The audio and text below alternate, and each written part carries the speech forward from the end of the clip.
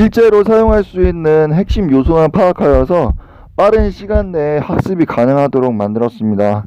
간략한 산수 브리핑 깔고 시작할게요. 수학사. 자연과 사람이 공존하게 되면서 자연은 어떠한 말도 하진 않았지만 사람은 생존을 위해서 자연을 필요로 했어요. 그래서 저 현상들을 보고 눈으로 볼 수는 있었지만 읽어낼 수 있던 문자는 없었던 거죠. 그래서 자연의 언어로서 있다라는 개념을 확인할 수는 있었지만 온전히 생존에 필요한 도구로 만들기 위해서는 문자로 기록을 해야만 했어요. 이 하나의 난제를 두고 온갖 학자들이 이야기를 해요. 여러 이야기 중에 가장 맞고 유력한 이론들을 도출하고 그 뒤로 어떻게 규정을 하고 공론화시켜서 삶을 윤택하게 만드는 기술을 3000년 동안 발전시킨 거예요. 여기 물체가 하나 있어요. 이 물체를 읽어냈을 때 사과가 한 개 있다고 규정을 하죠. 이 사과를 하나라고 하는 것은 모든 물체에 대해서 어떤 형태로든 변화가 있기 전이나 후에 그 본연의 모습을 찾게 해주기 때문에 가장 중요한 약속이기도 해요. 그럼 이제 이 물체가 하나가 아닌 여러 개 있을 때 기록은 어떻게 해야 되는 걸까요? 이 현상은 하나와 하나가 합쳐진 결과물이라는 것을 알 수가 있어요. 하나를 규정하게 되었으니까 둘을 풀어낼 수 있는 항등식이 만들어지죠. 기록을 합니다. 2는 1 더하기 1. 세상의 모든 숫자가 여기서 탄생하기 시작하는 거예요. 그리고 이 항등식을 읽어내면서 거꾸로 저 현상에 대해 사과가 2개까지 있다는 존재를 다시 새길 수 있다면 의도한 목적의 초장은 성공한 겁니다. 이 다음부터는 도형이 들어가요. 저 사과를 그림으로 그려보자면 크기를 가지고 있죠. 그래서 같은 크기의 동그라미 원, 또 같은 크기의 네모 사각형으로 나타낼 수 있는 거예요. 이 그림들은 사과이자 원이자 사각형이 됩니다. 수학을 잘하는 첫 번째 기술은요, 우기는 것부터 시작하는 거예요. 사각형을 보고도 원으로 일맥상통할 수 있겠다는 개념을 알아야 되는 겁니다. 이것이 대수예요. 다음으로 넘어와서 더하기 개념부터 배우겠습니다. 여기 사과 A가 2개 있게 되는데요. 그림으로 표현했을 때는 일정량 하나에 해당하는 길이만큼 늘어났다는 개념을 담아요. 그리고 규약을 하나 더하자면 오른쪽으로 회전하는 일을 방향을 가진다는 뜻으로서 더한다는 개념이고, 반대 방향이 왼쪽으로 회전하게 되었을 때는 빠진다는 개념을 약속합시다. 이 사과가 오른쪽으로 가게 되면 그것 역시도 더한다는 개념이고, 반대로 왼쪽으로 가게 되면 뺀다는 개념인 것을 일러드려요. 부수적으로 위로 간다는 것도 더한다, 아래로 가는 것은 뺀다 라는 것이에요. 방향에 대한 개념을 마치고 이제 여기 크기가 2A인 사과를 한 입 베어 물었어요. 하나에 해당하는 크기가 사라지거나 덜어냈고 이제 남은 것이 무엇인지 생각해 보는 것이 빼기가 가진 가장 원론적인 개념이 되겠습니다. 자, 이제 곱하기 할게요. 하나의 길이를 곧게 가진 선이 있어요. 그 크기가 얼마인지 위로도 조금 뻗어나 있어요. 이 선을 일정량 늘려보죠. 이렇게 되면 일정 폭만큼 높이를 가진 사각형이 하나가 나오게 돼요. 이것을 곱했다는 것으로 보고 이로부터 면적을 생성하는 아주 중요한 개념이 생기게 되는 거예요. 곱하기의 다른 방식으로 여기 사과가 가진 힘은 얼마나 될까요?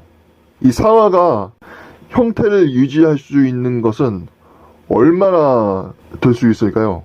원래 가진 힘만큼 버틸 수 있다면 그 힘과 사과는 같다고 할 수가 있어요. 반대 개념으로 나누기는 일정량 포함한다는 뜻을 가지고 있어요. 이를테면 사과가 빽빽한 밀도를 가지고 있고 오밀조밀하게 모인 점들로 이루어져 있다고 하죠. 이 밀도를 구성하기 위해서는 그 모양도 가지고 있어야 해요. 세적이라고 하는 거죠. 만일 그 모양새가 사라지게 되면 무게감이 느껴지는 덩어리가 되는 겁니다. 질량이라고 불러요. 항등식으로부터 같다는 개념을 알았고 얼마나 튼튼한지 알 수 있었다면 매개 변수화를 시도할 수가 있어요. 입실론이 가로탄성에서 응력을 포함한다는 것으로부터 끌어와서 대수에 대입해 줍니다. 분수식에서 윗자락에 있는 것은 늘어난다는 의미이고 비례한다고 읽어요. 아랫자락에 있는 것들은 반비례 관계에 있다는 것입니다. 모든 산수를 풀어내는 방식이 이러한 구조로 구성되어 있어요. 개념이 부족하면 끌어와서 넣어주고 사과 같은 크기 상수로 풀어내는 것이 산수의 전부예요. 자리를 바꿔주고 쉽게 풀어내기 위한 것이 사칙 연산의 주 목적으로 남는 것입니다. 여기까지 하시면 중학 1학년까지는 무난하게 통과한 거예요. 사과를 쉽게 쓰고자 그동안 고안해내고 회의하고 약속한 일들이 너무나 방대해지죠. 그래서 단순히 기록하고 전략하기 위해서 시간적으로 맞지 않는 문자들을 하나의 문자로 엮어낸 것이에요. 자, 이제부터 문제를 본격적으로 푸는 기술에 대해서 설명해 드릴게요. 여기서 핵심적으로 파악할 것은 계산해내면 어떤 단위를 가진 소수점 숫자로 나올 거예요. 이들은 그냥 계산기에 넣고 두드리면 나오는 것이기 때문에 자주 보이는 것들만 암기를 해둡니다. 파이라는 것은 4분의 1바퀴를 돌았다는 의미가 있고 2파이라고 한다면 완전한 한 바퀴를 돈 원을 생각하면 문제 풀기가 아주 쉬워져요. 코사인의 경우 각도가 수평하게 서 있다면 그 의미는 날려버리라는 뜻을 가지고 있고 사인이 수직한다면 온전한 힘을 그대로 쓸 수 있다는 뜻이에요. 사인 함수를 쓰시고 가로와 관련된 상수들을 구하고 싶으시다면 코사인 함수를 쓰시면 그게 맞습니다. 그러니까 코사인을 구성하는 것은 빗변분의 가로 길이이고 사인을 구성하는 것은 빗변분의 세로 요소로 이루어져 있는 거예요. 결국에 이를로 구하려는 것은 각도이기 때문에 방향으로 취급하고 탄젠트 함수를 쓰시면 그게 맞습니다.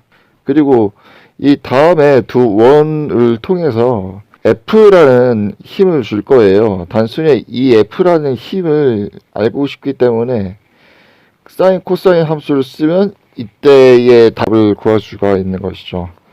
이제 삼각형을 왜 배우느냐? 아무리 복잡한 모양과 구성을 지녔다고 해도 그 구조는 삼각형으로 나타낼 수 있게 되고 삼각형이 가장 기초적인 형태가 되기 때문이에요. 가로, 세로를 알고 유한한 요소들로 나타내면 어떤 구조물도 수학적으로 해석할 수가 있게 되는 거죠. 많은 수학 문제들을 보았지만 실질적으로 쓰는 법칙들을 나열하고 있는 거예요. 해석하고자 하는 대상이 꼭 사과가 아니라 형태가 다양한 자연 현상에 맞춰서 해석 용도에 맞게 쓰시면 되는 겁니다. 이제부터 함수라는 것이 무엇인지 알아볼 건데요. 알아내고자 하는 상수들이 무엇이냐면 1, 0, 마이너스 1, 숫자가 크면 17쯤인데요. 근데 그 의미 없어 보이는 숫자들이 반드시 물리적 의미가 있는 상수들이에요. 그런데 이 상수들을 도출해내기 위해서 같은 현상이라도 조금씩 다른 접근 방식이 필요하다는 거죠. 전반의 내용은 그림을 보고 수식을 이끌어낸다는 의미에서 구구절절하게 늘어났었던 거고요. 지금부터는 무엇을 알고 있어야 되는지 함수 상자에 넣고 돌리고 짜고 부수고 각종 연산자들을 총집합시켜서 선택하는 과정을 넣어볼 거예요. X, Y축에 좌표계가 있어요. 이것을 여러분들의 두뇌라고 한다면 어떤 개념을 배워서 사상시킨 한 점들이 가지는 의미는 고양이에 대한 생각일 수도 있고 코사인 함수가 있는 역률에 대한 개념일 수도 있는 거죠. 그리고 이 하나하나의 점들을 누적시킨다면 다음과 같은 그래프가 그려져요. 빼곡히 누적시킨 점들은 여러분들의 지식이라고 할게요. 그리고 이 선분은 여러분들이 누적시킨 점들이 모여서 만든 문제 푸는 선분 기울기 경험치라는 거예요. 짧으면 원래 위치시켰던 점들까지 근접하지 못해서 문제를 못 풀어내는 것이고요. 길면 문제들을 풀어내고 활용하는 길이의 지식이 많이 쌓인 거죠. 일사분면에 위치시킨 점들을 기울기를 움직여가며 색출하는 작업을 하는 거예요. 점과 선분이 맞닿으면 정답이 되는 것이고요. 고양이가 생각났다면 그 점들은 이사분면에 잠시 옮겨주세요. 함수는 끝이고 다음 단위에서 중요한 것은요, 전혀 헷갈릴 필요가 없어요. 바꾸고자 하는 단위를 분자에 놓고 먼저 쓰여질 단위를 분모에 놓고 곱해버리세요. 이때 주의할 것은 K는 숫자 3 떠올리시고요. 라지 M은 6 떠올리시고요. G는 숫자 9 떠올리세요. 0의 개수예요. 1은 원상수를 자기 자신으로 약분하면 곱해주고 나눠주는데 그 좋은 스킬이 되기 때문에 활용하시면 참 좋아요. 그리고 0은 없다는 의미를 대체하기 전에 제자리에 있다. 계산을 쉽게 풀어내기 위해서 좌표 원점을 위치시킨다. 대류로 날려버린다. 그런 의미들이 있어요. 이제 행렬이라는 것은 복잡한 기술이 필요 없고 단순 노동이기 때문에 곱하기 나누기 열심히 하시다 보면 풀릴 겁니다. 만약에 고개 방정식이 풀리지 않는다, 그럼 그때는 크레이머 방정식을 쓰세요. 행렬에서 가장 유용하게 쓰입니다. 극한을 들어가기 전에 0의 개념을 살짝 더 알고 들어가야 돼요. 0이란 것은 아주 없는 것인데 그런 존재가 만약에 1이라는 숫자를 바라보게 된다면 그것은 아마 하나의 세계관을 창조하는 아주 크고 무수한 수가 될 겁니다. 이 무수한 수를 이루고자 할 때 부르는 말은 무한하다라고 하는 거죠. 그래서 여기서 다룰 극한은 0분의 0인 부정형이 있어요. 리미트를 씌워준 함수가 어디론가 무수히 다하는 숫자를 통해서 대입만으로 0분의 0이 되는 경우를 다룰 거예요. 특별히 예제를 둘게요. 다음과 같은 분수식이 있어요. 이 함수는 임의의 사과 시스템이라고 할게요. 그리고 이 사과 시스템에 충격을 줘서 무한한 시간 속에 냅둬요. 사과가 또르르 굴러가든 어디서 튕겨나가든 힘이 닿으면 멈추게 될 거예요. 그림에서 보듯이 12쯤에서 멈추게 되죠. 어디에 위치하게 되는가, 어느 시점에 존재하게 되는가 정해져 있어요.